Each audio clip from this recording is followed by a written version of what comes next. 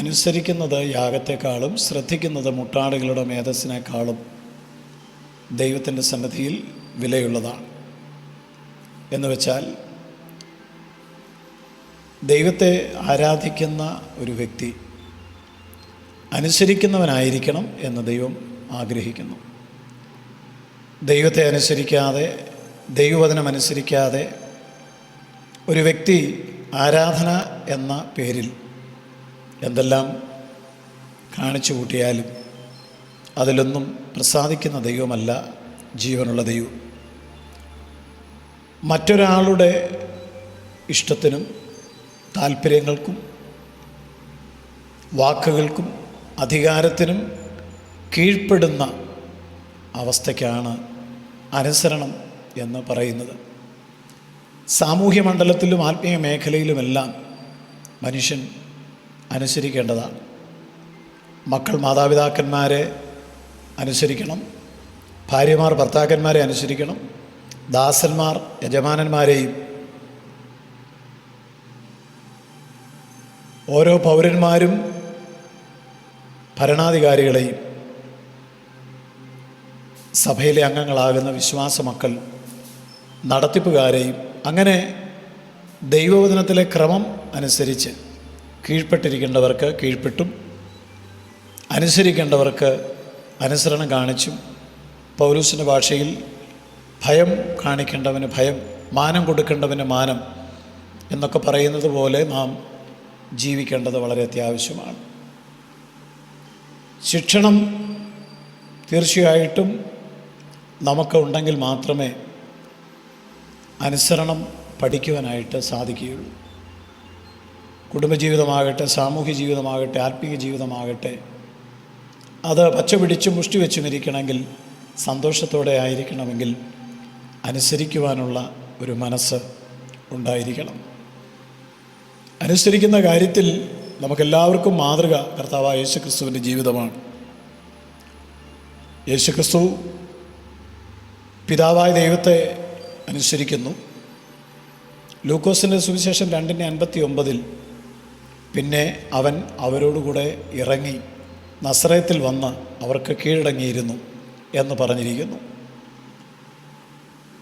തൻ്റെ മാതാപിതാക്കൾക്ക് യേശു കീഴടങ്ങിയിരുന്നു, അവരെ അനുസരിച്ചിരുന്നു എന്നാണ് നാം കാണുന്നത്. പുത്രനാണെങ്കിലും താൻ അനുഭവിച്ച കഷ്ടങ്ങളാൽ അനുസരണം പഠിച്ച് തികഞ്ഞവനായി തന്നെ അനുസരിക്കുന്ന ഏവർക്കും നിത്യരക്ഷയുടെ കാരണഭൂതനായി തീർന്നു എന്ന് എബ്രായലേഖനം 5:8 നാം കാണുന്നുണ്ട്. അതുകൊണ്ട് ദൈവത്തെ അനുസരിക്കുന്നത് ഏറ്റവും അനുഗ്രഹമാണ്. പഴയ നിയമത്തിൽ മുഴുവൻ അനുസരിക്കുക എന്നുള്ള കൽപ്പന നമുക്ക് ഉടനീളം, തിരുവെഴുത്തിൽ ഉടനീളം കാണുവാനായിട്ട് സാധിക്കും.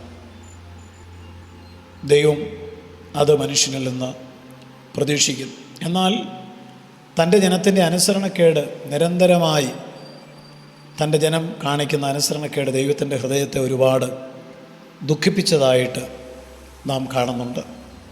അപ്പോസ്തലപ്രവൃത്തി 7-ാം അധ്യായം 38-ാമത്തെ വാക്യത്തിലൊക്കെ നമുക്കതിനെ സംബന്ധിച്ച് ദൈവത്തിൻ്റെ പരിശുദ്ധാത്മാവ് രേഖപ്പെടുത്തിയിരിക്കുന്നത് കാണുവാനായിട്ട് സാധിക്കും. യേശുക്രിസ്തുവിൻ്റെ ഏറ്റവും പ്രധാനപ്പെട്ട അനുസരണം കാണുന്നത് ക്രൂശിലാണ്.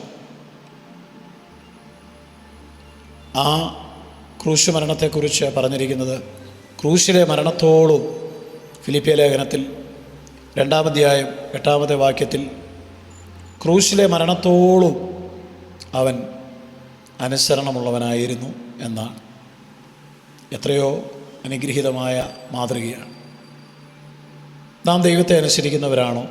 നമ്മുടെ ജീവിതത്തിൽ ദൈവം കീഴ്പ്പെടുവാൻ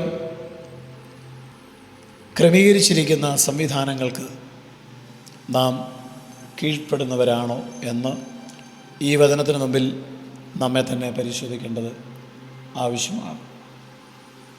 മനുഷ്യൻ അനുസരിക്കണം എന്ന് ദൈവം ആവശ്യപ്പെടുമ്പോൾ അതിൻ്റെ മാതൃക യേശുക്രിസ്തു തൻ്റെ അനുസരണത്തിലൂടെ നമുക്ക് കാണിച്ചു തരികയാണ്. കർത്താവിൻ്റെ അനുസരണം നമുക്ക് മാതൃകയാണ്. ക്രിസ്തുവിൻ്റെ സ്നേഹത്തിൽ വസിച്ചുകൊണ്ട് ക്രിസ്തു നമ്മോട് ആവശ്യപ്പെടുന്ന അനുസരണത്തിലേക്ക് നമുക്ക് പ്രവേശിക്കുവാനായിട്ട് സാധിക്കും. അതുകൊണ്ട് തീർച്ചയായും ദൈവത്തെ സ്നേഹിക്കുകയും തൻ്റെ ഇഷ്ടം പ്രമാണിക്കുകയും ചെയ്യുന്നവൻ പൂർണ്ണ അനുസരണം ഉള്ളവൻ ആണെങ്കിൽ മാത്രമേ സാധിക്കുകയുള്ളൂ. നാം നമ്മെ തന്നെ ദൈവ ഇഷ്ടത്തിന് അനുരൂപപ്പെടുത്തുവാൻ സമർപ്പിച്ചു കൊടുക്കണം. അനുസരണക്കേടിൻ്റെ ശിക്ഷ അത് ദൈവത്തിൻ്റെ വചനത്തിൽ നമുക്കൊരു മുന്നറിയിപ്പാണ്. കാള തൻ്റെ ഉടയവനെയും കഴുത തൻ്റെ യജമാനൻ്റെ പുൽത്തൊട്ടിയെയും അറിയുന്നു, എന്നാൽ എൻ്റെ ജനം എന്നെ അറിയുന്നില്ല. ആകാശമേ കേൾക്ക, ഭൂമിയെ ചെവിതിരിക, ഞാൻ മക്കളെ പോറ്റി വളർത്തി, അവരോ എന്നോട് മത്സരിക്കുന്നു എന്നുള്ളത് പിതാവായ ദൈവത്തിൻ്റെ ഹൃദയത്തിലെ വേദനയുടെ വാക്കുകളാണ്.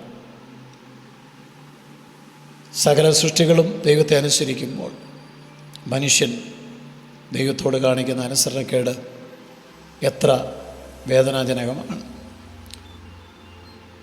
അതുകൊണ്ട് ദൈവത്തെ അനുസരിക്കുന്നവരായിട്ട് നമുക്ക് ജീവിക്കാം. റോമാലേഖനം 16-ാം അധ്യായം 19-ാമത്തെ വാക്യത്തിൽ റോമിലെ സഭയെക്കുറിച്ച് പൗലോസ് പറയുമ്പോൾ സന്തോഷത്തോടെ ഇങ്ങനെ എഴുതി ചേർത്തു: നിങ്ങളുടെ അനുസരണം പരക്കെ എല്ലാവർക്കും പ്രസിദ്ധം ആയിരിക്കുന്നു. റോമിലെ സഭയുടെ അനുസരണം, അതാണ് ആ സഭയുടെ ഒരു പ്രത്യേകതയായിട്ട് പൗലോസ് പറയുന്നത്. ആ സഭയിലുള്ള എല്ലാവരും അനുസരിക്കുന്നവരായിരുന്നു, അത് പരക്കെ പ്രസിദ്ധമായിരുന്നു എന്ന് ഇവിടെ എടുത്തു പറയുകയാണ്. സ്വർഗസ്ഥ പിതാവെ അനുസരിക്കുവാൻ, ദൈവത്തെയും ദൈവത്തിൻ്റെ വചനത്തെയും ഈ ലോകത്തിൽ ആരെയൊക്കെ അനുസരിക്കുവാൻ ദൈവം ക്രമീകരണങ്ങൾ ഒരുക്കിയിട്ടുണ്ടോ അതിനെല്ലാം അനുസരിപ്പാൻ വചനം കേൾക്കുന്ന എല്ലാവർക്കും കൃപ നൽകണം. ക്രിസ്തുയേശുവിൻ നാമത്തിൽ തന്നെ ആമേൻ.